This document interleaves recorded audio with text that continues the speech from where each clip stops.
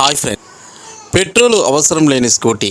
Petrol అవసరం లేదు, charging పెట్టే టెన్షన్ లేదు, అయినా ఈ స్కూటీని నాన్ స్టాప్గా ఎలా నడుస్తుంది? ఈ స్కూటీని ఏమంటారు? ఈ స్కూటీని ఎవరు కనిపెట్టారు? దీని ధర ఎంత? ఇవన్నీ తెలుసుకోవాలంటే ఈ వీడియోని మీరు చూడండి. బజాజ్ ఈ స్కూటరు ఎలక్ట్రిక్ స్కూటర్ల శ్రేణిని వేగంగా విస్తరిస్తుంది. భారత మార్కెట్లో బజాజ్ ఈ స్కూటర్ ఓలా ఎలక్ట్రిక్, టీవీఎస్ ఐక్యూ వంటి మోడళ్లతో పోటీ పడుతుంది.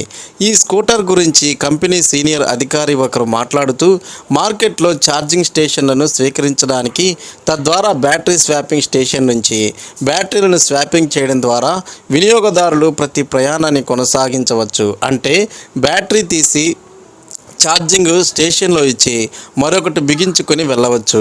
ఇందులో ఛార్జింగ్ పెట్టడానికి ఎలాంటి ఇబ్బంది ఉండదు. అంటే బ్యాటరీని స్వాప్ చేయడం ద్వారా ప్రయాణాన్ని నిరంతరము కొనసాగించగలుగుతారు. అయితే ఇంట్లో బ్యాటరీని ఛార్జ్ చేసుకునే ఆప్షన్ కూడా ఉంది. ఈ ఎలక్ట్రికల్ స్కూటరు ఎక్స్ షోరూమ్ ధరను 1,15,000 రూపాయలు నిర్ణయించారు.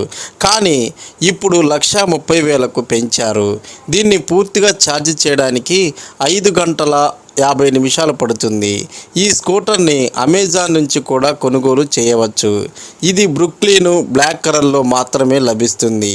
ఈ స్కూటర్ ఫీచర్ల గురించి మాట్లాడితే, ఇది IP67 రేటుని పొందింది. దీనికి వాటర్ రెసిస్టెన్స్గా ఉంది.